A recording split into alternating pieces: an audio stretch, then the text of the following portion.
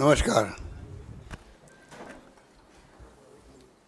आज मैं आपके विशेष मकसद से मिल रहा हूँ, क्योंकि मैं जो महसूस करता हूँ एक नागरिक भी, और शायद आप भी करते होंगे, कि देश में क्या हो रहा है, देश किस दिशा में जा रहा है कोई नहीं जानता है, किस दिशा में जाएगा किसी को नहीं मालूम। ये अप्रोच डेमोक्रेसी के अंदर किसी पार्टी गवर्नमेंट हो उचित नहीं की जा सकती है। जिस प्रकार यूडीसी पे दबाव, ईडी, इनकम टैक्स, सीबीआई का दुरुपयोग, इवन कोड ऑफ कंडक्ट लागू हो गया है, तब भी आप विपक्ष की पार्टियों पर रेड डलवा रहे हो बिना कोई रेखी के, बिना तैयारी के। इसका मतलब आप फ़ायदा पहुंचा रहे हो उन लोगों को जो चाहते हैं, सत्ता में बैठे हुए हैं। मैंने टाइम मांगा था डायरेक्टर ईडी से, डायरेक्टर सीबीआई से और चेयरमैन सीबीडीटी से। जब राहुल गांधी जी को यहाँ पर 50 घंटे पूछताछ करी गई, पहले दिन ही टाइम मांगा मैंने सिर्फ। जब शुरुआत हुई थी तो मैं कहा उचित नहीं है मैं जाके मिलूँ उनसे, और पूरे देश को गर्व है सीबीआई पर, इनकम टैक्स डिपार्टमेंट पर और ईडी पर भी, जो अपना कानून का काम करी। प्रीमियर एजेंसियाँ देश की है। ये जुडिशरी का इम्पोर्टेंस है, जुडिशरी के मामलों में उसी प्रकार से फाइनेंशियल मामलों के अंदर, इरेगुलरिटीज़ के अंदर, क्राइम के अंदर तीनों एजेंसियों की इम्पोर्टेंस है। क्राइम के अंदर तीनों एजेंसियों की इम्पोर्टेंस है। इम्पोर्टेंस खत्म होगी, क्रेडिबिलिटी कम होगी, तो नुकसान किसको है? देश को है। क्यों बनी एजेंसियाँ? एजेंसी जिस मकसद से बनी है वो मकसद पूरा होगा तब देश का हित होगा। अगर क्रेडिबिलिटी कम हो जाएगी एजेंसियों की, जो आज सीबीआई की हो चुकी है, पहले हर सीबीआई का नाम लेता था। कोई घटना दुर्घटना होती थी राज्यों में तो कहते सीबीआई को इंक्वायरी करवा दे दीजिए। और था सीबीआई का था, अब शिफ्ट हो गया ईडी पर हो गया। ईडी का काम है फाइनेंशियल इरेगुलरिटीज के ऊपर कार्रवाई करना। सुप्रीम कोर्ट में सुनवाई हो रही है, वहाँ जल्दी फैसला होना चाहिए। जो अधिकार दे दिए गए सीबीआई को अरेस्ट करने के, अटैच करने के, कुर्की करने के, उसके ऊपर बहस चल रही है। जहाँ तक मेरे को नॉलेज है वो फैसला जल्दी होना चाहिए। उससे बहुत बड़ा नुकसान हो रहा है, लोग हैरेस हो रहे हैं देश के अंदर। जो पहले इंडस्ट्रियलिस्ट बड़े बड़े होते थे और जहाँ बैंकों के अंदर और सब जगह अगर प्रूव हो जाती थी रेगुलेटरीज तो ईडी घुसती थी वहाँ पर। अब पॉलिटिशियन में घुसने लग गई है सब जगह। महाराष्ट्र के अंदर देख लीजिए, दिल्ली में देख लीजिए, राज्यों में देख लीजिए, छत्तीसगढ़ में देख लीजिए, जहाँ जहाँ चुनाव आते हैं ईडी पहले पहुँचती है। ये जो मैंने उस वक्त टाइम मांगा था तीनों से, मैं मिलना चाहता हूँ आपसे आकर के।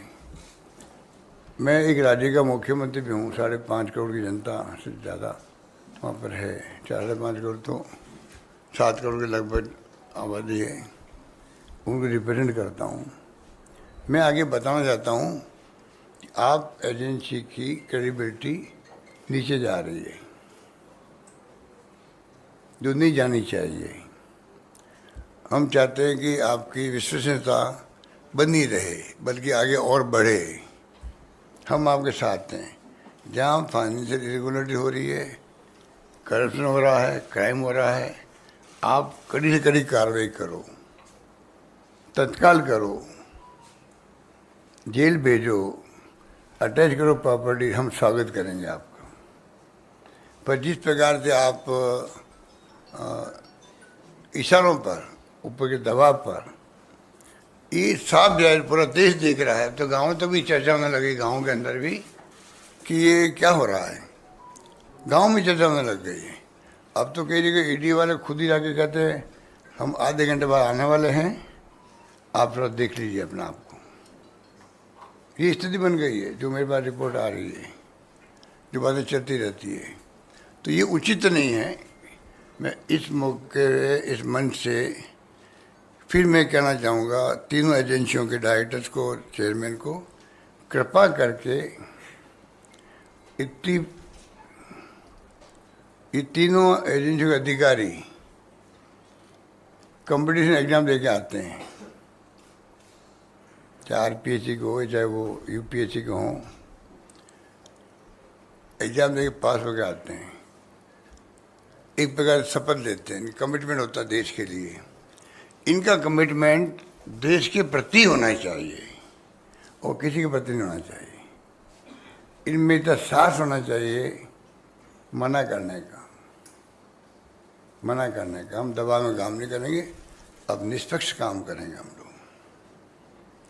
अब जो स्थिति बन गई देश में वो उसी प्रकार की बन गई है जैसे आपने देखा होगा। और मैंने आंकड़े देखे हैं कि 10 साल लगा शासन था यूपीए का। आंकड़े वैसे आपके पास होंगे, कोई नए आंकड़े नहीं हैं। 112 बार सिर्फ छापे डाले गए थे। आप तो बहुत सीनियर लोग बैठे हैं। और अब जो है 9 साल लगभग हो गए, 3010 छापे डाले गए। कहाँ तो 10 साल में 112 का 9 साल के अंदर 3010 छापे। चार्जशीट पेश हुई है, उसमें 93% हुई थी। इसका मतलब जेन्युइन छापे डाले गए थे 93%। अब है सिर्फ 888 जगह चार्जशीट पेश हुई है, मतलब सिर्फ 29% हुई है। तो आप सोच सकते हैं इतना बड़ा जो आपको अंतर महसूस हो रहा है वो चिंताजनक है। इसका मतलब है कि 3000 छापे डाले गए, उनमें क्या बीती होगी जिनको आप 800 के लगभग आप वहाँ पे चार्जशीट पेश कर पाए हो। जब छापे डाल दिए आपने, 9 साल हो गए, चार्जशीट पेश क्यों नहीं कर रहे आप? तो ये मैं इस रूम के अंदर आप सबको हाजिर नाजिर रख के ये कहना चाहूँगा, एजेंसियों को, पूरे देश की भावना है जो मैं बोल रहा हूँ। क्योंकि मैं भी अखबार पढ़ता हूँ, सोशल मीडिया देखता हूँ, टीवी देखता हूँ, और आजकल तो प्लेटफॉर्म पे डिस्कशन आते हैं आप लोगों के। अच्छे से अच्छे राइटर्स बैठते हैं, लेखक साहित्यकार बैठते हैं, जुनूनमंद है। देश देख रहा है, बेबस है देश। आप मेरी भावना की कदर करना, मैं समझता हूँ, उम्मीद करता हूँ कदर करोगे। देश बेबस है। मणिपुर में जो हो रहा है, पूरा मुल्क का एक हिस्सा है, वो अभिन्न अंग है, हम कहते थे। वो अभिन्न अंग है तो उसकी तरफ कोई ध्यान दे रहा है क्या? पूरा देश बेबस है और प्रधानमंत्री को फुर्सत नहीं है एक दिन जाने के लिए वहाँ पर, एक दिन जाने के लिए। इतनी बड़ी घटना हो जाए वो मैं एक्सप्लेन नहीं करूँगा, आप सबको मालूम है। सीएम ने क्या कहा, मीडिया ने क्या क्वेश्चन पूछे, सब मालूम है आपको। तो क्या हो रहा है? कश्मीर में भूकंप आ गया था एक बार, और वहाँ पे हम लोगों ने एक एनजीओ के माध्यम से, मैं मेरे मोमेंटो ऑक्शन करता हूँ, सुनामी के अंदर या गुजरात भूकंप के अंदर या कारगिल युद्ध के अंदर, तो जो मोमेंटो मिलते हैं सीएम को हम ऑक्शन करके पैसा भेज देते हैं। जब मैंने कश्मीर भूकंप के अंदर इकट्ठा करना शुरू किया तो मैंने एक आर्टिकल पढ़ा, मैंने उसमें लिखा था कि पूरा देश कहता है हिंदुस्तान कि कश्मीर हमारा अभिन्न अंग है। अब जब गुजरात भूकंप आया था तब तो लाखों हाथ खड़े थे मदद के लिए, वो हाथ नज़र नहीं आते हमें। मणिपुर दूर है ज़रा, वहाँ की चिल्लाहट, वहाँ की भावना वो यहाँ तक पहुँचती नहीं है, मीडिया तक भी नहीं पहुँचती है। मीडिया ने गायब कर रखा है। तो आप सोच सकते हैं कि राहुल गांधी बार बार मोदी जी का, अडानी जी का नाम क्यों लेते हैं, मणिपुर का नाम क्यों लेते हैं? क्या एक विपक्ष के नेता का अधिकार नहीं है क्या वो अपनी बात कहे तो उसको रिस्पॉन्स करे? मुझे आप बता दीजिए मेरे तो खैर बहुत लंबा अरसा हो गया राजनीति में। कोई भी घटना दुर्घटना हो, विपक्ष बोलेगा उसका धर्म बोलना चाहिए, उसी डेमोक्रेसी मजबूत होती है। पर क्या सत्ता पक्ष का धर्म नहीं है क्या? सत्ता पक्ष का उसको रेस्पॉन्ड करे, कुछ भी करो रेस्पॉन्ड। राजीव गांधी जी के वक्त में एक बार मीडिया को लेके एक फैसला हो गया था, आपने आवाज़ उठाई, राजीव गांधी ने वापस वो ले लिया। ये डेमोक्रेसी है। अब तो ना वो मिलते हैं प्रधानमंत्री जी आपसे, ना आप इश्यू बना पाते हो। आप लोगों का कसूर नहीं है, क्योंकि मीडिया के मालिक जो है उनको भी इनकम टैक्स, ईडी और सीबीआई का डर रहता है। मुझे कहते हैं संकोच नहीं, मैं तो बार बार कहता हूँ, चाहे वो नाराज भी होते होंगे मालिक लोग, पर मैं कहते चूकता नहीं हूँ। कोविड आ गया तो आप देख रहे हो तनख्वाह आपकी आधी कर दी। मैं आपको भड़का नहीं रहा हूँ, दिल की पीड़ा बता रहा हूँ आपको, खाली पीड़ा बता रहा हूँ। निकाल दिया गया लोगों को, निकाल दिया गया। आप लोग भी ट्रांसफर पोस्टिंग डरते हो पॉलिटिशियन की तरह। हमारे सरकार में ट्रांसफर पोस्टिंग होती है, आपके भी राज्यों में जो काम करने वाले लोग हैं ट्रांसफर पोस्टिंग डरते हैं वो भी। तो आप लोगों की स्थिति भी कोई बहुत अच्छी नहीं है। क्यों मैं भटक गया बात करते करते। मैं जो कह रहा था कि मैंने कहा भाई मैं मिलने आना चाहता हूँ आपसे, मैंने शुरुआत से करी थी और वो शुरुआत मेरी वहीं रह गई। इमीडिएटली अपॉइंटमेंट आ गई मेरे पास में, मुझे बड़ी खुशी हुई कि मैं जाके अपनी बात कहूँगा। और मैंने मीडिया को भी कह दिया भाई मैं जा रहा हूँ, सीबीआई डायरेक्टर ने, income tax director CBI chairman थे और सीबीआई डायरेक्टर बनने के लिए। जैसे मैंने मीडिया को कहा, फटाफट फोन आ गया, नहीं अभी आप आना ही होते हैं, खुद मिलेंगे आप आकर के। अभी तक मैं उनका इंतजार कर रहा हूँ, वो अभी तक आया नहीं है। कब आएंगे मुझे पता नहीं। आएंगे मैं चाय पिलाऊंगा, उनसे गपशप करूँगा, बताऊंगा कि मैं क्या फील करता हूँ। तो कहने का मतलब ये है कि आज मैंने सिर्फ आपको इसलिए, अब हमारे राजस्थान में संजीवनी है, एक एग्जाम्पल दे रहा हूँ आपको। संजीवनी नाम का एक घोटाला बहुत बड़ा राजस्थान होगा, 2 जेलों में बैठे हुए हैं। गजेंद्र शेखावत का जो नाम है केंद्रीय मंत्री, वो उसमें शामिल है, आरोपी है। उन्होंने मेरे खिलाफ डिफेमेशन केस कर रखा है दिल्ली में, वो अलग बात है। पर मैं पूछना चाहता हूँ, हमारी एसओजी ने FIU जो होता है फाइनेंशियल मिनिस्ट्री के अंदर, फाइनेंशियल इरेगुलरिटीज यूनिट, उनको 50 बार टेलीफोन किए, लिख के भेजा भाई आप हमारी इमदाद करो, क्योंकि फाइनेंशियल का ट्रांजेक्शन विदेश के अंदर भी है इसका। कोई कार्रवाई नहीं करी।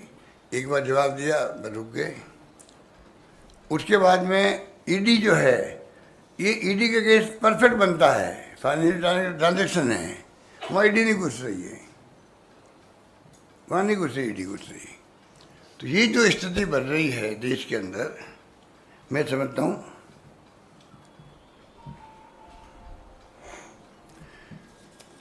और मोदी जी तो एक एग्जाम्पल है क्लासिकल देश के अंदर। जब बोलते हैं वो तो देश सुनता है उनको। प्रधानमंत्री देश के हैं, अच्छा बोलते हैं, बोलने की कला जानते हैं। तो मैंने सुना भोपाल के अंदर या कहीं मध्य में बोले थे वो, एनसीपी को लेकर के, अजीत पवार को लेकर के बोले थे, 70-80 हज़ार करोड़ के कर्जे, पता नहीं करप्शन के चार्ज लगा दिए उनके ऊपर। 2 दिन बाद ही एनसीपी के एक धड़ा मिल जाता है सरकार के अंदर। और क्लासिकल एग्जाम्पल मैंने इसलिए कहा आपको, अजीत पवार के नाम के जो नेता हैं, जिनके ऊपर सबसे ज़्यादा चार्ज वहाँ पर थे, उनको वो पोर्टफोलियो देता रहता है, पोर्टफोलियो, उसका नाम होता है विद फाइनेंस पोर्टफोलियो। तो आप सोच सकते हैं फाइनेंस पोर्टफोलियो देने के क्या मैंने उनको, क्योंकि आप आरोप लगाए थे। इसके इतने एग्जाम्पल आपके बारे में मेरे से ज़्यादा होंगे कि आरोप लगते हैं। आप ज्वाइन कर लीजिए बीजेपी को तो आप वॉशिंग मशीन से बिल्कुल बिल्कुल धुल जाते हैं आप लोग। ये पूरे देश के अंदर हो रहा है। तो ये जो मैं समझता हूँ कि जनता का विश्वास एजेंसी में बना रहे, ये मेरी चिंता ये है, इसलिए मैं सब आज क्यों बोल रहा हूँ। आम जनता का विश्वास इन एजेंसी में बना रहना चाहिए, आम जनता का विश्वास जुडिशरी बना रहना चाहिए, तभी लोकतंत्र बचेगा देश के अंदर, ये मेरा मानना है। और मैंने कह दिया आपको कि जो मॉडल कोड ऑफ कंडक्ट लगा है, उसके बाद में भी आप छापेमारी करवा रहे हो, तो आप उनको पक्ष कर रहे हो। इलेक्शन कमीशन ऑफ इंडिया को आगे आना चाहिए। जब वो कलेक्टर एसपी को बदल सकता है, उनको डाउट भी होता है भाई ये एसपी कलेक्टर जो है एंगुलरिटी वाले हैं या इन्होंने काम ढंग से नहीं किया है, तो आप छापे रखवाइए। अभी ये कोई हत्या तो किसी ने की नहीं, वो भग जाएगा हत्यारा। फाइनल इरेगुलरिटीज है, आज नहीं तो कल पकड़ लेना उनको वापस आकर के, और ज़्यादा तरीका कर लीजिए। ये बात थी। बाकी तो आपको मैं समझ सकता हूँ कि सोनिया गांधी जी को, राहुल जी को, खड़गे साहब को, मतलब इतनी गिरावट आ गई देश के अंदर पक्ष विपक्ष के संबंध जो थे कोई ज़माने के अंदर, जब इंदिरा जी या राजीव गांधी थे और वाजपेयी जी थे, और आज राजनीति का फर्क आ गया। कहाँ तो कितनी कटुता होती थी हाउस के अंदर, उसके बाहर भी, तभी संबंध होते थे डेमोक्रेसी के इंटरेस्ट के अंदर। और वो सब संबंध खत्म हो गए, जो दुश्मन है हम आपस के अंदर।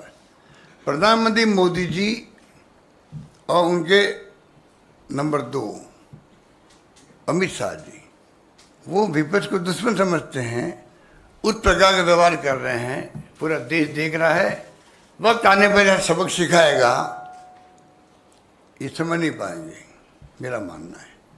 वक्त आने पर, क्योंकि जनता का रोबस्ट कॉमन सेंस देश के अंदर एक्स्ट्रा ऑर्डिनरी है। अनपढ़ होंगे, कम पढ़े लिखे होंगे, अकल होशियारी के अंदर हमारे देश की जनता बहुत आगे, बहुत आगे। धन्यवाद। कुछ क्वेश्चंस लेंगे अदिति, एक एक करके सबसे बोलिए। कनिका।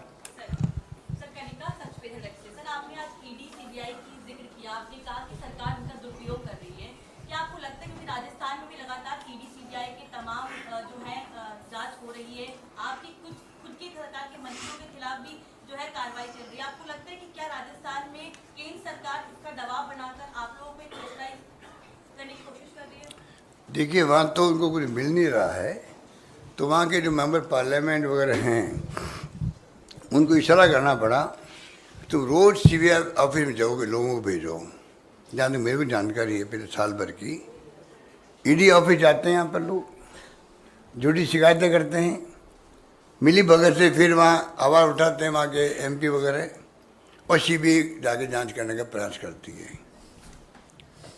वहाँ मैंने देखा, अभी एक हमारे मिस्टर करोड़ी मीणा हैं, वो एक गए वहाँ पर मॉल में, गणपति प्लाजा में गए, नाम सा यही था। 500 करोड़ के यहाँ पर अंदर पैसा पड़ा, ब्लैक मनी पड़ा है यहाँ पर। वो बॉक्स क्या कहते हैं, क्या होता है, लॉकर मेरा है नहीं, इसलिए मैं बोल रहा हूँ। लॉकर का नाम भूल गया। मेरी माँ के साथ में लॉकर था बचपन के अंदर, माँ के मरने के बाद में वो लॉकर बंद हो गया, इसलिए मेरे नाम भूल गया लॉकर का मैं। तो लॉकर में 500 करोड़ पड़े हैं। इतना भयंकर तूफान मचाया, ईडी पहुँच गई वहाँ पर। आप बताइए, एक कोई एमपी या कोई आम आदमी कहीं जाके बैठ जाए बैंक के बाहर, इसके अंदर ब्लैक मनी पड़ी है, 500 करोड़ की पड़ी है, ईडी पहुँच जाती वहाँ पर। पहली बात तो पुलिस का काम है, जाके तुम लॉ एंड ऑर्डर स्थिति खराब मत करो, ये काम इनकम टैक्स का काम है। आप जाके इन्फॉर्मेशन दो, इनकम टैक्स को इन्फॉर्मेशन दो, मेरी जानकारी में आया पैसा पड़ा, वो आपको उनका हक है। धरना दे दो आप जाके, ईडी पहुँच जाए वहाँ, इनकम टैक्स पहुँच जाए, पता नहीं कौन कौन पहुँच गए वहाँ पर।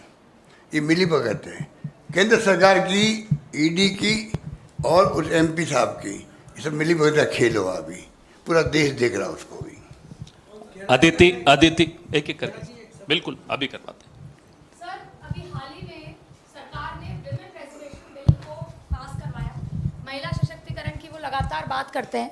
अगर राजस्थान का जिक्र करें तो वहाँ पर उनके पास महिला भी हैं जो पूर्व में मुख्यमंत्री भी रह चुकी हैं, लेकिन उनको लगातार इग्नोर किया जा रहा है, टिकट उनके जो लोगों की काटे जा रही है। इसको आप कैसे देखते हैं?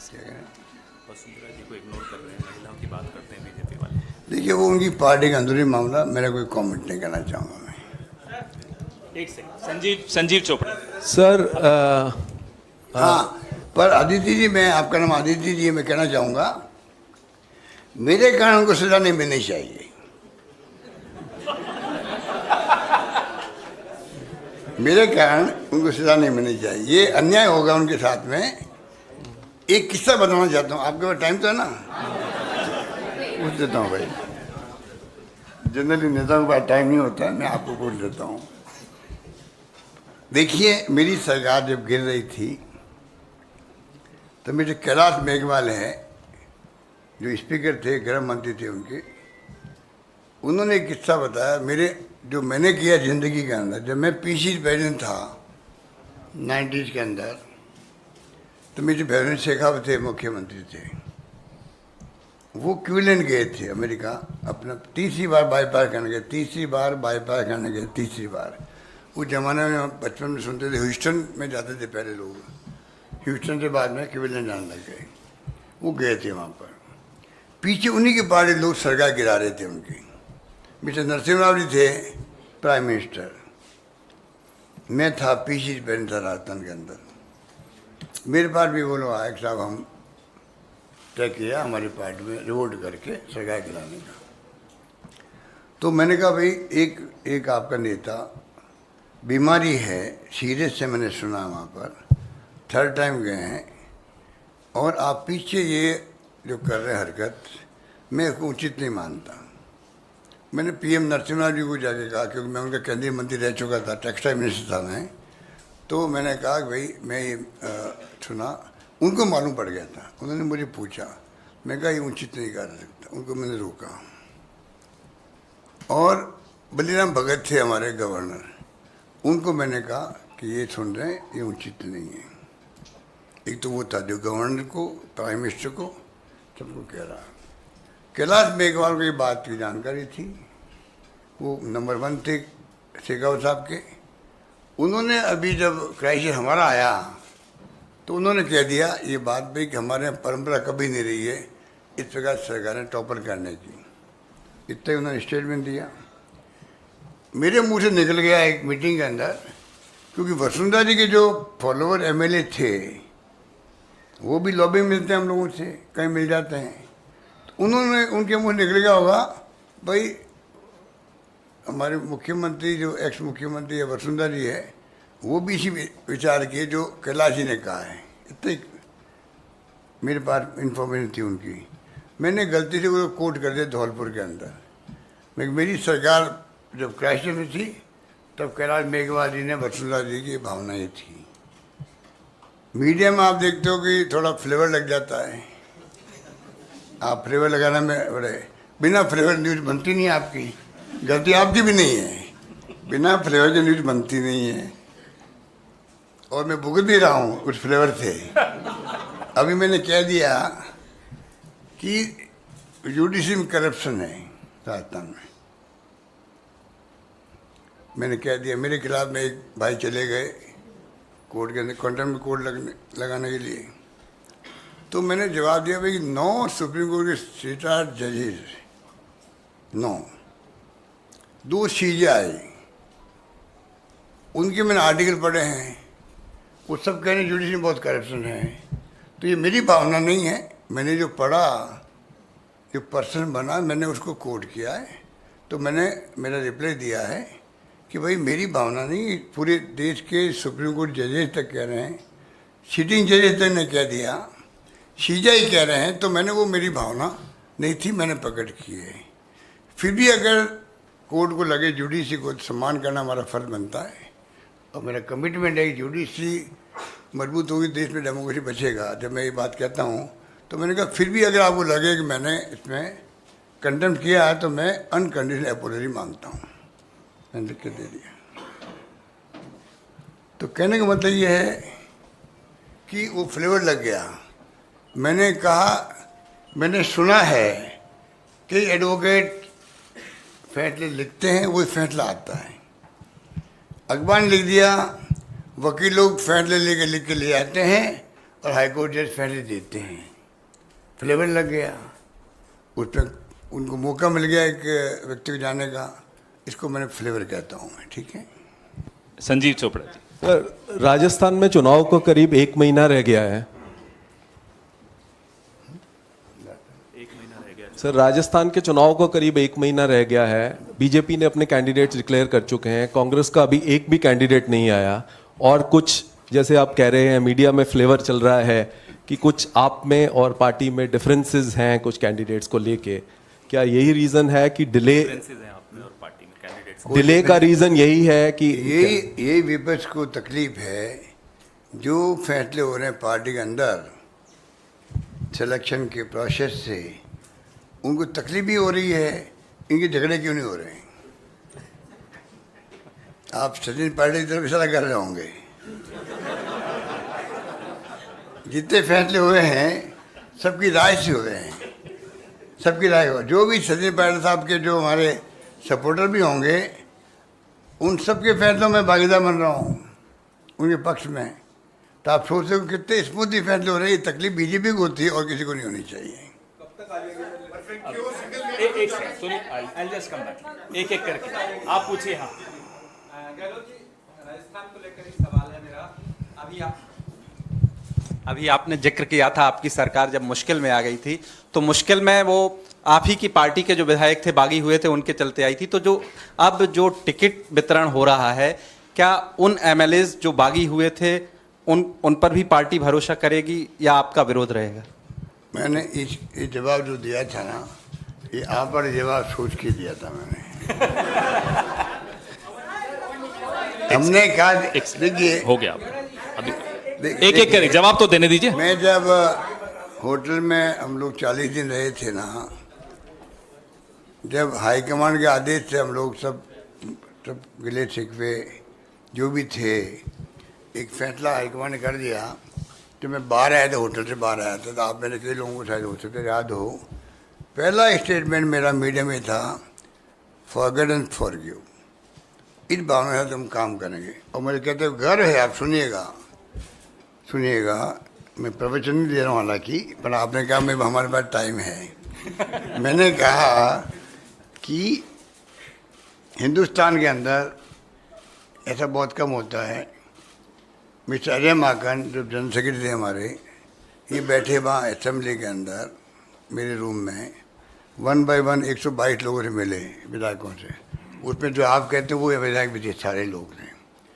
अगर एक स्वर में कोई कहे किसी स्टेट के अंदर, उसमें राजस्थान हो सकता है, जहाँ सब ने कहा हम चाहे किसी के साथ पॉलिटिकल हो सकते हैं। काम के मामले में मुख्यमंत्री कोई भेदभाव नहीं कर रहे हैं। काम के मामले में जो हम काम मांगते हैं हम काम देते हैं, और काम इतने देते हैं जो मांगते हैं। तो मेरे जुमला बन गया, बहुत फेमस जुमला राजस्थान में है, जो मैंने कहा, तुम मांगते मगर थक जाओगे, मैं देते देते नहीं थकूँगा। वो मैं निभाया वहाँ पर। राजस्थान है, और इसलिए आप समझ लीजिए, वो जो गए हैं, कहीं गए हैं, अभी क्राइटेरिया सिर्फ एक है, वो है विनिबिलिटी क्राइटेरिया है। वो सब बातें हम भूल चुके हैं। हम सब एक होकर इलेक्शन लड़ना चाहते हैं। सुनील, आप यूं ही बोल दीजिए, आवाज आ जाए। Sir, I just coming back because you say English इनसे कीजिए। नहीं मैं I have to, मेरा हिंदी इतना अच्छा नहीं है, हम साउथ इंडिया से है, फिर भी मैं कोशिश करूंगा। आप बोल रहे हैं हिंदी अच्छी बोलते, मैं जानता हूँ 25 साल से आपको। सर, ये आप बोलता है forgive and forget, पर सच्चाई ये है कि जो आपका चुनाव जो हो रहा है, there is still no, you have gone with a single name with the screening committee. There are a lot of problems in the finalization of candidates. Ultimately, you have been publicly fighting with Sachin Pilot and others. Sachin Pilot wants your supporters not to be given tickets. The other side, Mr. Gehlots is not wanting Sachin Pilot's supporters not to be given. Can you win this election with this kind of fighting that is taking place and public fighting that has carried on? And you said forgive and forget, but you also called somebody a traitor. So how do you go forward with that? आपने गदर का आप फिर question कर दिया। मैंने यही तो कहा आपको कि हम सब एकजुट थे, हम सब एकजुट हैं। जब उनके साथ लोग गए थे, उनके टिकट सब क्लियर हो रहे हैं करीब करीब। उससे बड़ा उदाहरण क्या मैं दे सकता हूँ आपको? एक टिकट पे भी मैंने ऑब्जेक्शन नहीं किया हो मीटिंग के अंदर, उससे अंदाज कर लीजिए कितनी पकाएगी हमारी, कितनी प्यार मोहब्बत आपस के अंदर है। एक सेकंड, अब एक सेकंड, अगर यही सवाल अलग अलग तरीके से दोहराएंगे तो फिर प्रेस वार्ता खत्म करें। नहीं, कुछ और सवाल है तो फिर आप पूछिए पूछिए पूछिए पूछिए पूछिए। इनको माइक दें। गहलोत जी, मेरा सवाल ये है, आपने एक बड़ा बेसिक सवाल उठाया अभी कि जब चुनाव आचार संहिता लागू हो जाती है तो उसके बाद भी ईडी, सीबीआई और इनकम टैक्स वगैरह के छापे पड़ते हैं। आपने ये भी कहा कि जब चुनाव आयोग की अधिकार है कि वो डीएम, एसपी बदल सकता है उसके साथ, और हमारे संविधान के अनुसार जो है जिस राज्य में चुनाव होते हैं उसका प्रशासन चुनाव आयोग के हाथ में आ जाता है, काम चलाने के लिए सरकार रहती है। तो क्या आप ये कहना चाहते हैं कि जब चुनाव आचार संहिता लागू हो जाए उसके बाद से चुनाव आयोग ये सारी चीज़ें देखे और ये जो जितनी भी जांच एजेंसीज हैं इनका प्रशासन भी उसके हाथ में होना चाहिए? नहीं, मैं नहीं चाहूँगा कभी, क्योंकि ये इंडिपेंडेंट एजेंसी हैं, इनकी इंडिपेंडेंट बनी रहे, इनकी इंडिपेंडेंट बनी रहे, सुनिश्चित होना चाहिए बनी रहे। पर कुछ बातें ऐसी होती है जब आप दबाव में काम कर रहे हैं और बगैर कोई जांच पड़ताल के रेखी के अगर आप दबाव में इस पर माहौल बनता है, इलेक्शन कमीशन इसको देखना चाहिए, बात करना चाहिए। नंबर एक। नंबर दो, मैं उससे बड़ी बात को न कहना चाहूँगा, एजेंसी वालों खुद को कहना चाहूँगा, डायरेक्टर्स को, चेयरमैन को, उनका खुद का भी इस प्रकार का कोड ऑफ कंडक्ट होना चाहिए, कुछ तो बनाना चाहिए। अब एक बार इलेक्शन शुरू हो गया है, अब इसको रोक देते हैं हम लोग, 2 महीने बाद वापस शुरू कर दें, कौन रोकता उनको? वो तो क्रिमिनल का काम किया है, फाइनेंशियल या क्राइम का, तो रोक कौन रहा भाई? और रुकना चाहिए भी नहीं। मैं उन अभी मोदी जी ने कह दिया राजस्थान में मैं अशोक गहलोत ईमानदार बनता, मैं उससे बड़ा ईमानदार हूँ। तो मैं कहना चाहूँगा वो फ़कीर बनता, मैं उससे बड़ा फ़कीर हूँ। मैंने ज़िंदगी में 1 इंच ज़मीन नहीं खरीदी, एक ग्राम सोना नहीं खरीदा, मैंने कोई प्रॉपर्टी नहीं बनाई। मेरी बेटी की शादी में कोई 90,000 का मेरे को लगता है मेरी वाइफ ने चेक दिलवाया होगा, तो मैं भी बड़ा फ़कीर हूँ उनसे। इसलिए वो दावा नहीं कर सकते कुछ भी। उनको चाहिए ईडी, इनकम टैक्स को रोके, उनको चाहिए, प्राइम मिनिस्टर को चाहिए। प्राइम मिनिस्टर को नहीं, अगर उनमें ईमानदारी है तो पीएम को इंटरवीन करना चाहिए। अगर गृह मंत्री नहीं मान रहा है तो गृह मंत्री बात किसी की मानेगा भी नहीं।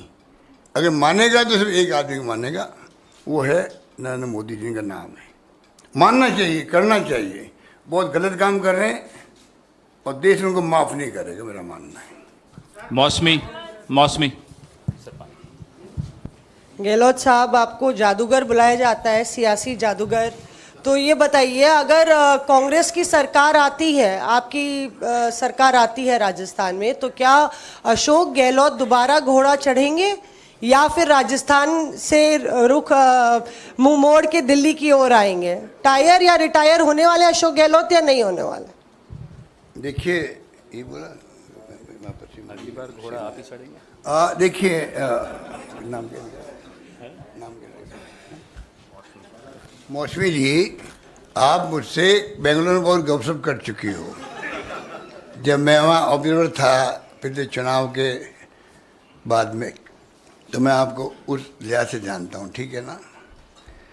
आपने क्वेश्चन पूछा है, उसका जवाब ये है, पता नहीं मुझे यहाँ देना चाहिए, पर क्योंकि फ्रेंडली माहौल है इसलिए मैं कुछ भी कह सकता हूँ और मुझे माफ़ करेंगे आप सब लोग, ठीक है? कि मुझे सोनिया गांधी ने चूज़ किया पहली बार। सोनिया गांधी जी के अध्यक्ष बनने के बाद में पहला निर्णय उन्होंने किया है देश के अंदर, वो किया अशोक गहलोत मुख्यमंत्री बने। उन्होंने कुछ सोच समझ के मेरी परफॉर्मेंस देख के पीसी प्रेसिडेंट, में उस वक्त पीसी प्रेसिडेंट था, मैं उम्मीदवार नहीं था मुख्यमंत्री पद का, और कांग्रेस में उम्मीदवार नहीं बनना ज़्यादा बेहतर रहता है। जो उम्मीदवार होता है वो कभी मुख्यमंत्री बनता नहीं है। तो उन्होंने जो है मुझे सेलेक्ट किया और मैं मुख्यमंत्री बना। हार गया, खूब कैंपेन किया, सोनिया गांधी जी ने अकाल सूखे के अंदर खूब दौरे किए, तब भी चुनाव हार गए। कई कारण है, वो कारणों में अभी नहीं जाना चाहता। फिर वापस मुझे मौका दिया AICC के अंदर, फिर वापस भेजा मुझे मुख्यमंत्री बना के, फिर चुनाव हार गए। और हार बुरी तरह से हुई हमारी। 21 पे आ गए हम लोग। जब मोदी जी आए, प्राइम मिनिस्टर बनने का माहौल बना इनको बनाया चेहरा BJP ने, RSS ने। पहले कैबिनेट कमेटी चेयरमैन मार्च 8 के अंदर, और सितंबर में बना दिया 8 के अंदर ये प्राइम मिनिस्टर उम्मीदवारों, नहीं सॉरी 12 के अंदर, 12-13 के अंदर, ठीक है ना, 12 के अंदर, 13 के अंदर, 13 के बना दिया। और वो उस वक्त में माहौल ऐसा बना कि दिल्ली में हम लोग चुनाव हार गए, बेटा हमारे साथी।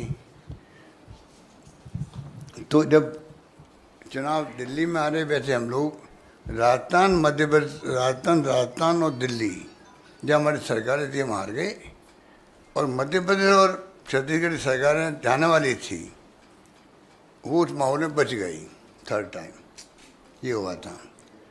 तो तीसरी बार मुझे मुख्यमंत्री फिर चांस मिल गया। अभी मैंने मैंने हमारे वहाँ 25 लाख का बीमा है। मुझे कहते गर्व है कि देश में नहीं, दुनिया में कहीं नहीं होगा, जो राहुल गांधी जी ने कहा था यहीं पर अभी, कि राइट टू हेल्थ एक्ट बना दिया हमने मांग की प्रधानमंत्री जी से। 4 कानून पास किए, RTI, RTE, food security act और नरेगा। 5वां कानून बनाओ आप, मेरी आरी मांग है आप सबके सामने, right to social security, social justice के लिए। जो राहुल गांधी का जो न्याय योजना थी, उसी का रूप बड़ा है। दुनिया के मुल्कों में हर परिवार को जिंदा परिवार चलाने का हक है, सरकार का हक रहता है। दुनिया के यूरोपियन कंट्री में रहता है, क्यों नहीं देश के अंदर हो। आप विश्व गुरु बनने की बातें करते हो, बिल्कुल तब बनोगे तब कुपोषण नहीं होगा, भूखमरी नहीं होगी, परिवार चलेंगे अपने। हर परिवार का नागरिक, देश का नागरिक। ये बार 140 करोड़ की बात तो करते हैं प्रधानमंत्री जी। 140 करोड़ की गारंटी देनी चाहिए उन लोगों को। 140 करोड़ जनता के साथ में सोशल सिक्योरिटी का कानून मैं लाऊंगा पार्लियामेंट के अंदर, ये उनको कहना चाहिए। इसलिए मैं जो कहना चाह रहा था आपको भूल गया हूँ। क्या बात? घोड़ा चढ़ेंगे या नहीं? हाँ, ऐसी बातें भूल जाता हूँ मैं। संदीप फुकन जी, बस बोलने दीजिए पूरी बात है। एक सेकंड, जवाब तो खत्म होने दीजिए। उसका नाम ही मौसमी है, तो मौसमी को मना कैसे कर सकते हैं। तो मैं मौसमी कह रहा था, 30 में मुख्यमंत्री बना, तो अभी मैंने हार्ट ट्रांसप्लांट कर रहा। हार्ट आपने सोशल मीडिया में देखा भी वो शायद कुछ लोगों ने, वो लेडी बोल रही है क्या मेरा हार्ट ट्रांसप्लांट हुआ फ्री के अंदर। हमारे वहाँ घुटने, हार्ट, लीवर, किडनी सब फ्री हो रहा है। हार्ट मतलब सब कुछ फ्री है राजस्थान, कोई सोच नहीं सकता। वो माहौल है राजस्थान के अंदर इलाज का, कोई सोच भी नहीं सकता, फ्री इलाज है। तो उसने कहा साहब भगवान करे आप वहाँ पर मुख्यमंत्री बने, 4थी बार मुख्यमंत्री बने। तो मैंने उनको कह दिया सुनो भाई माता जी, आप जो है आप बताइए, आपका हार्ट ट्रांसप्लांट हो गया, मैं मुख्यमंत्री पद छोड़ना चाहता हूँ, पर ये पद मुझे नहीं छोड़ रहा है। अब तुम समझ जाओ कितनी हिंदुस्तान में कितने मुख्यमंत्री की हिम्मत है जो ये कहे कि मैं पद छोड़ना चाहता हूँ, पद मुझे नहीं छोड़ रहा। बता दीजिए कितने मुख्यमंत्री है इतिहास में, कभी किसी ने कहा क्या? मैं कह रहा हूँ मैं छोड़ना चाहता हूँ, आज ही कह रहा हूँ छोड़ना चाहता हूँ, पर ये पद मुझे नहीं छोड़ रहा है और शायद छोड़ेगा भी नहीं। 2-3 और ले ले सर। संदीप फुकन जी, एक सेकंड, माइक ऑन में दीजिए, सबको मिलेगा। गहलोत साहब ने कहा अभी उनके पास समय है, सबके सवाल ले रहे हैं। संदीप फुकन जी को दीजिए। नहीं सर, अभी आपने कहा कि जो पायलट साहब के समय, सुनिए एक बार, मैं बीच में बोल रहा हूँ। मैंने आपको मौसमी जी खाली मजाक बात सुने, मैंने कहा मजाक के अंदर कि मेरा मतलब पद छोड़ने का मतलब ये है, छोड़ना नहीं, छोड़ नहीं रहा है, कि मुझ पर इतना विश्वास हाईकमान ने किया है। रेयर होता है देश के अंदर, कुछ तो कारण होंगे, कुछ कारण होंगे कि सोनिया गांधी, राहुल गांधी, अगर प्रियंका गांधी मुझ पर विश्वास कर रही है, जो ये फैमिली है जो कांग्रेस को एकजुट रखे हुए हैं, कुछ तो कारण होंगे भाई कि मुझे क्यों बनने का मौका मिला है, कुछ तो कारण होंगे। तीसरी बार इतने मैंने कहा कि मेरे लिए अभी जो है देश में जो हालात बन रहे हैं, जिसके लिए राहुल गांधी संघर्ष कर रहा है, राहुल गांधी एक मत नेता है जो मुकाबला कर रहे हैं नरेंद्र मोदी जी का, तो हमारा फर्ज बनता है कि हम जो है कोई पद की बात करने के बजाय उनके हाथ मजबूत करें, देश हित के अंदर, देश बचना चाहिए, ये मेरी प्रायोरिटी है। अब उसके अंदर कोई पार्टी फैसला करती है वो हमें सबको मंजूर होता है, मेरा भावना ये थी। मतलब सर, अभी आपने कहा कि फॉरगेट एंड फॉरगिव, इधर आपके सामने कौन बोल रहा है, सॉरी। हाँ, तो आपने अभी कहा कि फॉरगेट एंड फॉरगिव का अप्रोच लेके आप चल रहे हैं, और जो सचिन पायलट के समर्थक है, अभी आपने कहा कि लगभग उनके टिकट्स भी क्लियर हो रहे हैं। तो अभी हाल ही में हिंदू कोई आपके प्रदेश अध्यक्ष ने कहा लगभग 30% टिकट काटे जाएंगे। तो जो काटे जाएंगे किस वजह से काटे जाएंगे? नॉन परफॉर्मेंस, एलिगेशन, और कितनी प्रतिशत आपके हिसाब से कितने टिकट्स काटे जाएंगे जो सिटिंग एमएलए हैं?